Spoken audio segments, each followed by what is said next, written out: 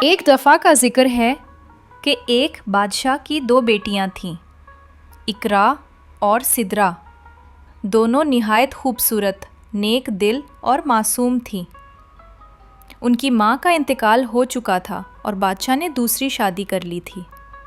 نئی ملکہ سوتیلی ماں کو یہ دونوں لڑکیاں بالکل پسند نہیں تھیں۔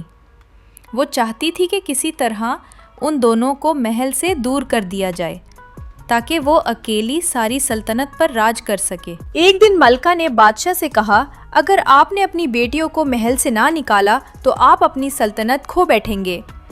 بادشاہ نے بیوی کی باتوں پر یقین کر لیا اور فیصلہ کر لیا کہ اپنی دونوں بیٹیوں کو جنگل میں چھوڑ آئے۔ اس نے جنگل میں ایک گہرا گڑھا کھدایا اور اوپر پتوں سے ڈھانپ دیا۔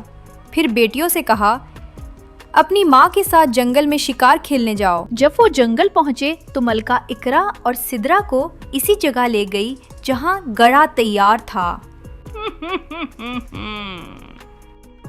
اس نے دھوکے سے دونوں بیٹیوں کو اس میں گرا دیا اور خود محل واپس لوٹ گئی۔ اقرا اور سدرا گڑھے میں گر کر بہت روئے اور نکلنے کی کوشش کی، مگر گڑھا اتنا گہرا تھا کہ وہ کامیاب نہ ہو سکے۔ تھک ہار کر وہ رات کو وہیں سو گئیں۔ صبح ہوئی تو انہوں نے پھر کوشش کی لیکن ناکام رہیں۔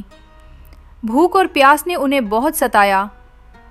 اقرا تھک کر ہمت ہار گئی اور لیٹ گئی، مگر سدرا دعا کرنے لگی۔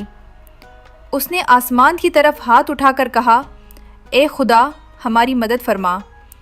اسی وقت آسمان سے نانی پری ظاہر ہوئی۔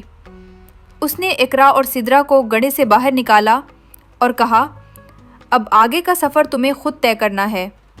بہنیں جنگل سے نکل پڑیں۔ بھوک نے انہیں بہت بے حال کر دیا تھا۔ مجبوری میں وہ بادشاہ کے محل میں جا پہنچی اور وہاں سے کھانا چرا لیا۔ اتفاق سے محل کے پہرے داروں نے انہیں دیکھ لیا اور بادشاہ کے سامنے پیش کر دیا۔ بادشاہ نے سختی سے پوچھا، تم نے کھانا کیوں چرایا؟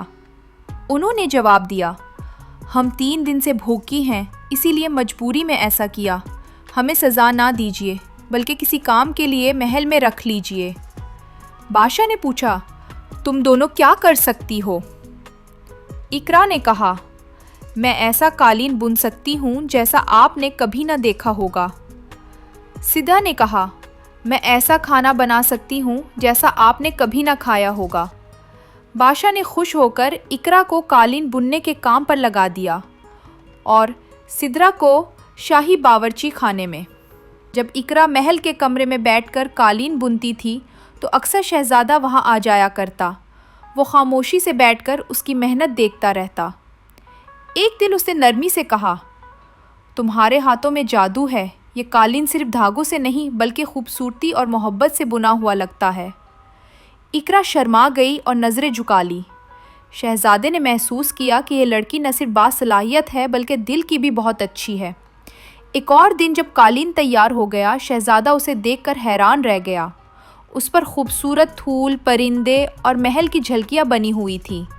شہزادے نے کہا، ایسا قالین تو دنیا کے کسی خزانوں میں بھی نہیں ملے گا۔ میں چاہتا ہوں کہ یہ ہمیشہ ہمارے محل کی زینت بنے۔ رفتہ رفتہ دونوں کے درمیان بات چیت بڑھنے لگی۔ شہزادہ اکثر اس کے قریب بیٹھ کر اپنے خواب اور مستقبل کی باتیں کرتا اور اقرا خاموشی سے مسکرا کر سنتی۔ ان لمحات میں دونوں کے دل قریب آ گئے۔ جلد ہی سدرا کے کھانے پورے محل میں مشہور ہو گئے اور اقرا کے قالین ہر جگہ پسند کیے جانے لگے۔ ان کی محنت اور خوبیوں کو دیکھ کر بادشاہ نے فیصلہ کیا کہ اقرا کی شادی اپنے بیٹے یعنی شہزادے سے کر دے۔ شہزادہ یہ سن کر بہت خوش ہوا کیونکہ اس کے دل میں پہلے ہی اقرا کی محبت جاگ چکی تھی۔ شادی بڑی دھوم دھام سے ہوئی۔ شہزادہ اور اقرا کے دل ایک ہو گئے اور سدرا کو ہمیشہ کے لیے شاہی باورچی خانے کی ذمہ داری دے دی گئی۔ کچھ عرصے بعد محل میں ایک بڑی دعوت رکھی گئی۔ اس دعوت میں خود بادشاہ، ان دونوں کا والد بھی شریک ہوا۔ جب اس نے اپنی بیٹیوں اقرا اور سدرا کو وہاں دیکھا تو اپنی غلطی پر سخت شرمندہ ہوا۔ وہ رو پڑا اور دونوں سے معافی مانگی۔ بیٹیوں نے اپنے باپ کو معاف کر دیا۔